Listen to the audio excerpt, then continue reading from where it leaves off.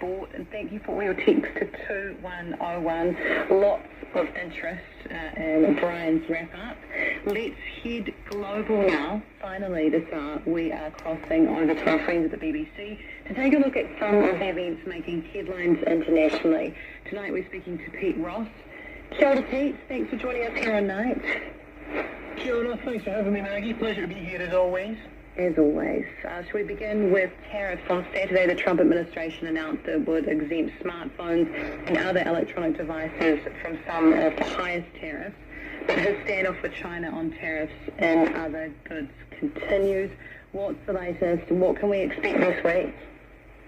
Yeah, that's the million-dollar or the trillion-dollar question, perhaps. Global tariff turmoil really does show no signs of easing, despite some comments from President Donald Trump overnight and over the weekend. Now, as you mentioned there,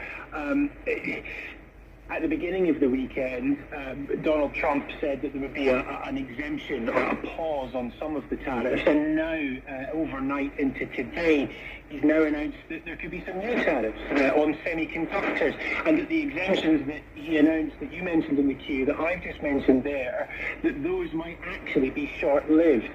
So let me see if I can kind of break it all down for you, but it is all moving very quickly, and it is incredibly difficult to stay across. I think you'll agree all these developments. Business leaders would certainly agree that it's incredibly difficult to do so. Having said that, I guess some positive news first. The markets today suggest we might not be quite on the same roller coaster ride of the last couple of weeks. If you look at shares in Foxconn, that's Apple's largest iPhone manufacturer, they're up on Asian markets today, as is Samsung. They're ranked the second smartphone vendor in the US. They've also gained. So that shows that the announcement Friday, Saturday about the pause has, perhaps given the market some confidence.